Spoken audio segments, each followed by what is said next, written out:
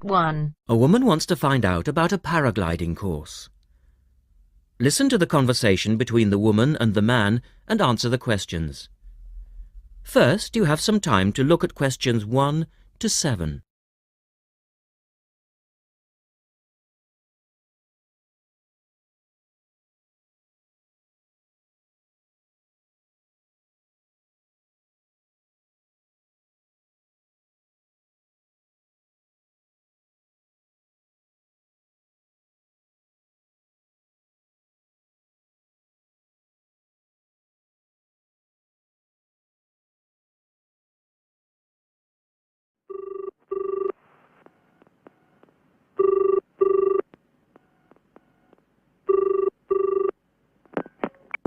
Hello, Paragliders Paradise. How can I help you?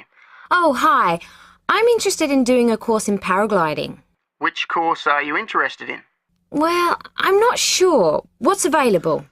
Well, we've got the introductory course which lasts for 2 days. Okay. Or there's the 4-day beginner's course, which is what most people do first. I'd tend to recommend that one. And there's also the elementary pilot course, which takes 5 to 6 days depending on conditions. We might try the beginner's course. What sort of prices are we looking at? The introductory is $190. The beginner's course, which is probably what you'd be looking at, is $320. No, sorry, $330. It's just gone up. And the pilot course is $430. Right. And you also have to become a member of our club so that you're insured. That'll cost you $12 a day. Everyone has to take out insurance, you see. Does that cover me if I break a leg? No, I'm afraid not. It's only third party and covers you against damage to other people or their belongings, but not theft or injury. You would need to take out your own personal accident insurance. I see. And what's the best way to get to your place? By public transport, or could we come by bike? We're pretty keen cyclists. It's difficult by public transport, though there is a bus from Newcastle. Most people get here by car, though, because we're a little off the beaten track. But you could ride here, okay? I'll send you a map. Just let me take down a few details. What's your name? Maria Gentle. And your address, Maria? Well, I'm a student staying with a family in Newcastle. So it's care of... Care of Mr. and Mrs. McDonald. Like the hamburgers? Yes, exactly. McDonald. The post office box address is probably best. It's P.O. Box 676, Newcastle. Is there a fax number there? Because I could fax you the information. Yes, actually there is. It's 0249, that's for Newcastle, and then 775431. Okay, now if you decide to do one of our courses, you'll need to book in advance and to pay when you book. How would you be paying? By credit card, if that's okay. Do you take Visa? Yes, fine. We take all major cards, including Visa. Okay then. Thanks very much. The girl is telling her friend about the course. Look at questions 8 to 10.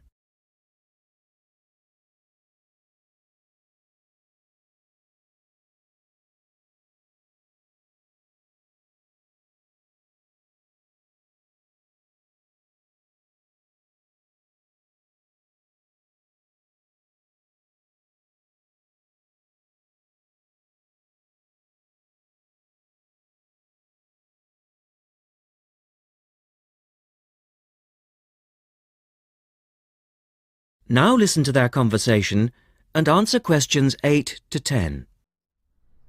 Hi, Pauline. Hi, Maria. What's that you're reading?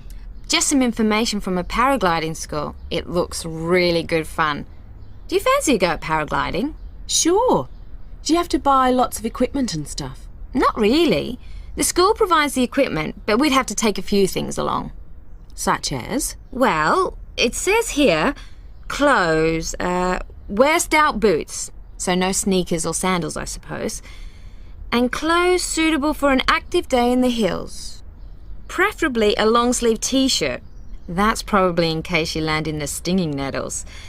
It also says we should bring a packed lunch. We do not recommend soft drinks or flasks of coffee. Water is really the best thing to drink. We need to bring suntan lotion and something to protect your head from the sun. OK, that sounds reasonable. And where would we stay? Well, look, they seem to operate a campsite too, because it says here that it's only $10 a day to pitch a tent. That'd be fine, wouldn't it? And that way we'd save quite a bit, because even a cheap hotel would cost money. Or perhaps we could stay in a bed and breakfast nearby. It gives a couple of names here we could ring. I think I might prefer that. Hotels and youth hostels would all be miles away from the farm, and I don't fancy a caravan. No, I agree. But let's take a tent and pray for good weather. OK, let's do it. What about next weekend? No, I can't. I'm going on a geography field trip. And then it's the weekend before the exams, and I really do need to study. OK then, let's make it the one after the exams. Fine. We'll need a break by then. Can you ring and let me know if you can find out? That is the end of part 1. You now have half a minute to check your answers.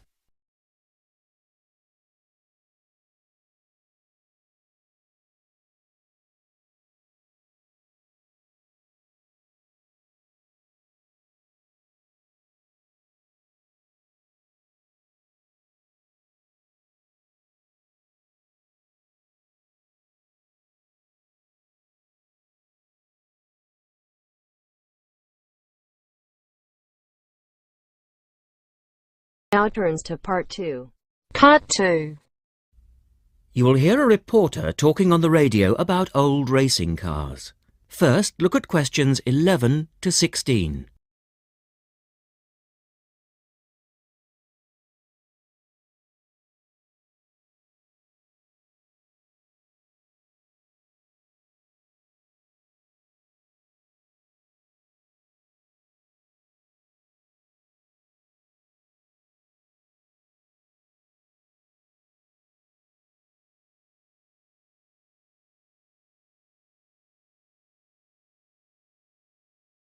As you listen to the first part of the talk, answer questions 11 to 16. The Goodwood Museum is currently celebrating some of the most extravagant types of car design in its Festival of Speed. Here's our reporter, Vincent Freed, who's on site to tell us about some of the cars on display. Well, here I am, standing in front of one of the most prestigious cars ever built, the Duesenberg. A fantastically expensive, luxurious car built in the early part of the 20th century and bearing all the glamorous qualities of the Jazz Age. How many were there? Well, only 473 Duesenberg J-types were ever built, and the model here is one of the rarest. Each had a short 125-inch chassis or framework, and the body was always in the form of an open two-seater. The technology behind the car's 6.9-litre engine was extraordinary. It featured capsules of mercury in the engines to absorb vibration and provide an incredibly smooth ride. In fact, these cars offered unparalleled performance. In an age when 160 kilometers per hour was considered very fast, the Duesenberg promised a top speed of 180 kilometers per hour. And could do 140 kilometers per hour in second gear. Duesenberg, who designed the car, sold it as a frame and engine.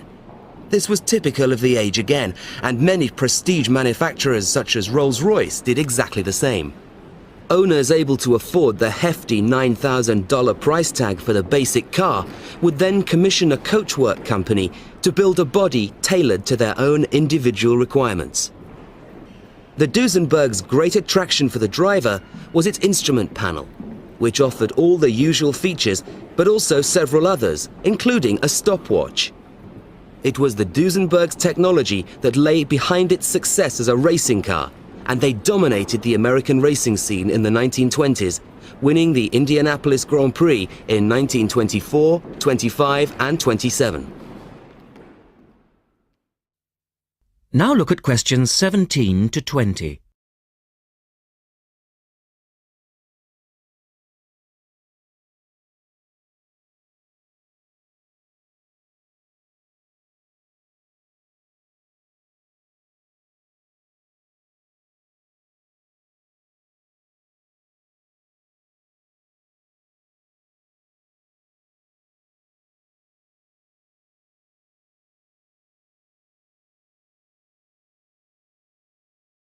As the talk continues, answer questions 17 to 20. On to another celebrity, the 1922 Leia Helica. Only 30 of these French propeller cars were built, and the model here at Goodwood, which was the fourth to be made, is thought to be the only surviving example still capable of running. The brains behind this car was Marcel Leia, who was an aviation pioneer first and foremost, and the influence of flying is quite apparent in the car. The Leia very strongly resembles a light aircraft with its front propeller, but in this case, it's minus any wings, of course. It's quite odd to think that this car was whirring through France just as the Duesenberg was blasting down roads at 160 kilometers per hour across the Atlantic. The Leias were used regularly in France in the 1920s and were even produced in saloon and van form, as well as two-seater. The Leia matched its propeller drive with its equally bizarre steering, which used the rear rather than the front wheels. But despite looking rather frail, it was a tough machine. In fact, when troops tried to steal it during the Second World War, the car's baffling design was clearly beyond the would-be thieves, and it ended up being driven into a tree, breaking the propeller. And now for the Firebird. This extraordinary car was... That is the end of part 2. You now have half a minute to check your answers.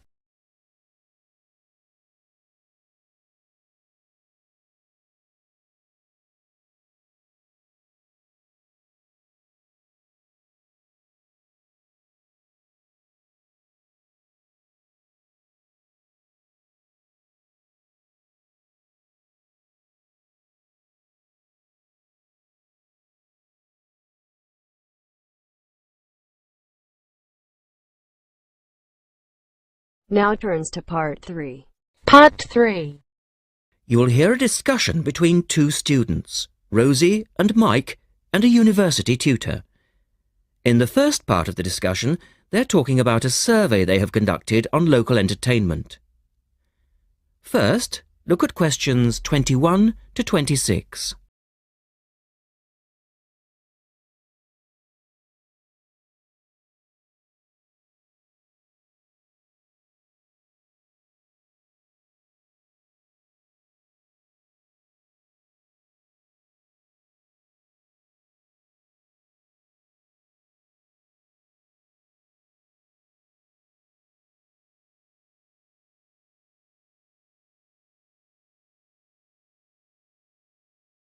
Now listen to the first part of the discussion and answer questions 21 to 26. Good morning, everyone. Well, I think we can start straight away by getting Rosie and Mike to do their presentation. Would you like to start, Rosie? Yes. Well, we've done a survey on local entertainment. Basically, we tried to find out how students feel about the entertainment in the town and how much they use it. Yes, so we've called our project Out and About. Yes, that's a good title, Out and About. We wanted to find out how well students use the entertainment facilities in town, whether they get to see the latest plays, films, that kind of thing.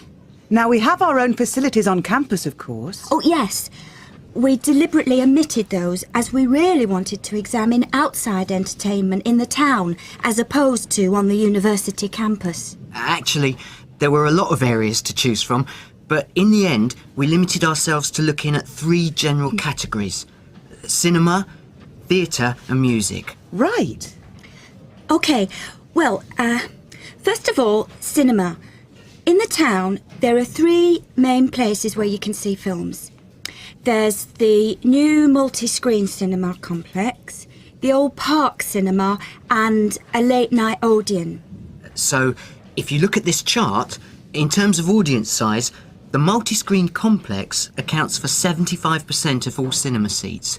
The park cinema accounts for 20% of seats, and the late-night Odeon has just 5% of seats. As you probably know, the complex and the park show all the latest films, while the late-night cinema tends to show cult films. So, when we interviewed the students, we thought the complex would be the most popular choice of cinema, but surprisingly, it was the late-night Odeon. Yeah, and most students said that if they wanted to see a new film, they waited for it to show at the park, because the complex is more expensive and further out of town, so you have to pay more to get there as well. Yes, and that adds to the cost, of course, and detracts from the popularity, evidently. Well, next we looked at theatres. The results here were interesting because, as you know, there's a theatre on campus which is popular, but there's also the Stage Theatre in town, which is very old and architecturally quite beautiful. And there's the large modern theatre, the Ashtop, that has recently been built. So you just looked at the two theatres in town? Yes, but the thing about the theatres is that there's a whole variety of seat prices. Also, the types of performance vary, so students tend to buy seats at both and like using both for different reasons. And if they want cheap seats at the Ashtop, they can just sit further from the front. What we did find that was very interesting is that there are periods during the year when students seem to go to the theatre and periods when they go to the cinema. And we really think that's to do with budget. If you look at this graph, you can see that there's a peak around November, December when they go to the theatre more, and then a period in April, May when neither is particularly popular. And then theatre viewing seems to trail off virtually, while the cinema becomes quite popular in June, July. I think you're probably right about your conclusions. In the second part of the discussion, Rosie and Mike talk about different music clubs. Look at questions 27 to 30 first.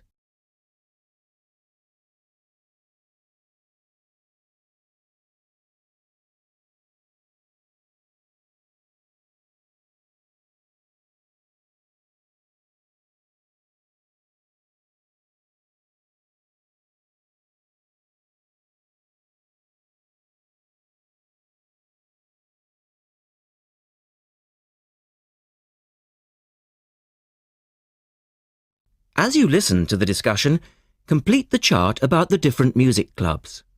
Some answers have been done for you. Listen carefully and answer questions 27 to 30. Well, lastly, we looked at music, and this time we were really investigating the sort of small music clubs that offer things like folk or specialise in local bands. So not musicals as such? That's right. We looked at 3 small music venues and we examined the quality of the entertainment and the venue and gave a ranking for these. A cross, meaning that the quality was poor, a tick, meaning it was okay, and 2 ticks for excellent. First of all, the Blues Club, which obviously specialises in blues music. This was a pretty small place and the seating was minimal, so we didn't give that a very good rating. No, we don't recommend that one really. Then the Sansu, which plays a lot of South American music. It was a big place, very lively, good performers, so 2 ticks for that one. The Pier Hotel is a folk venue, a good place for local and up-and-coming folk artists to play.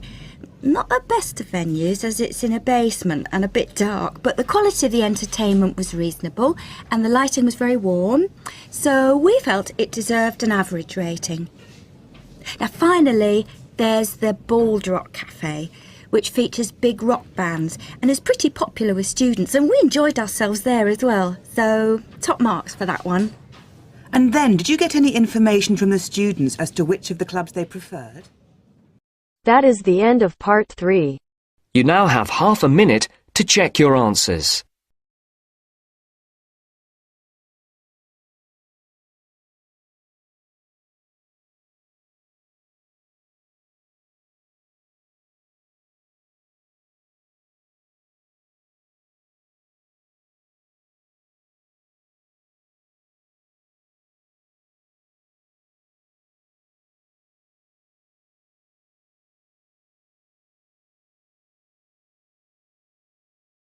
Now turns to part 4. Part 4. You will hear a lecturer talking about dust storms.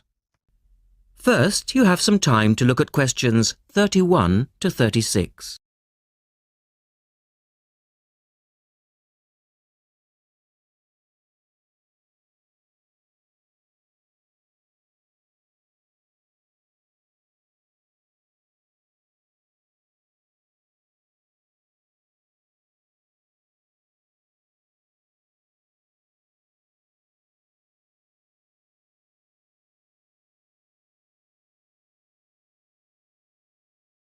Now listen carefully and answer questions 31 to 36.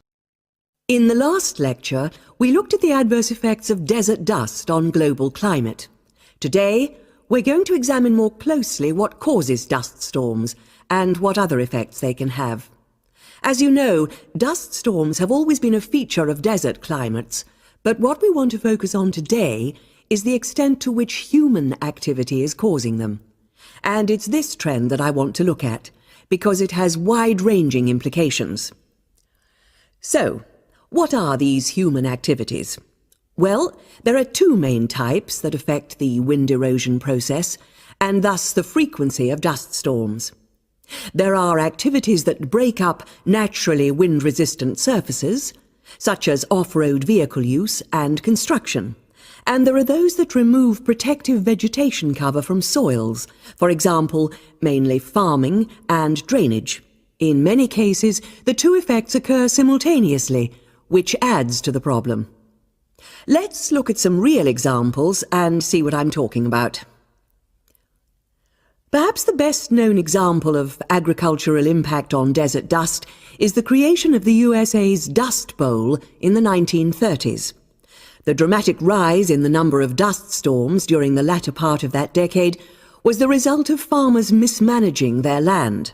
In fact, choking dust storms became so commonplace that the decade became known as the Dirty 30s.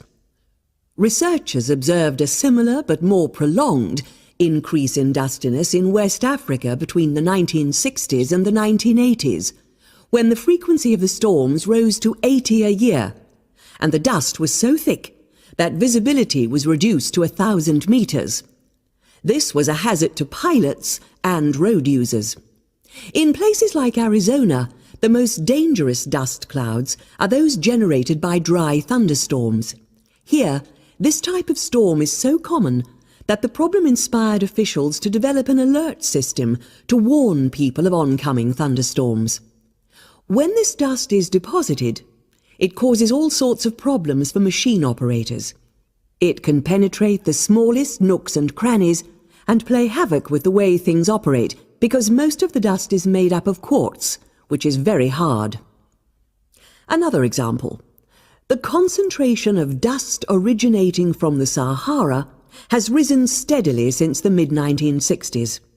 This increase in wind erosion has coincided with a prolonged drought, which has gripped the Sahara's southern fringe. Drought is commonly associated with an increase in dust-raising activity, but it's actually caused by low rainfall, which results in vegetation dying off. In the second part, the speaker talks about the drying up of the Aral Sea. Look at questions 37 to 40 and complete the flowchart.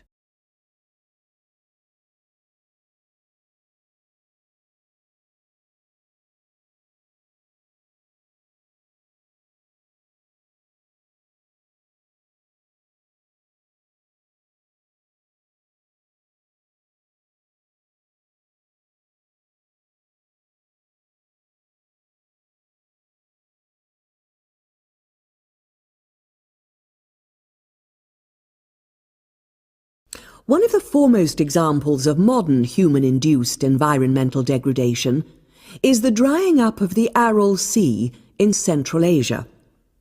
Its ecological demise dates from the 1950s, when intensive irrigation began in the then Central Asian republics of the USSR. This produced a dramatic decline in the volume of water entering the sea from its two major tributaries. In 1960, the Aral Sea was the fourth largest lake in the world, but since that time it has lost 2/3 of its volume. Its surface area has halved, and its water level has dropped by more than 216 metres. A knock-on effect of this ecological disaster has been the release of significant new sources of wind-blown material as the water level has dropped. And the problems don't stop there. The salinity of the lake has increased so that it is now virtually the same as seawater.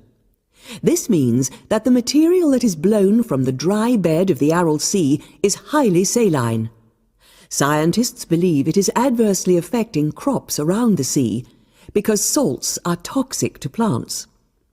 This shows that dust storms have numerous consequences beyond their effects on climate, both for the workings of environmental systems and for people living in drylands.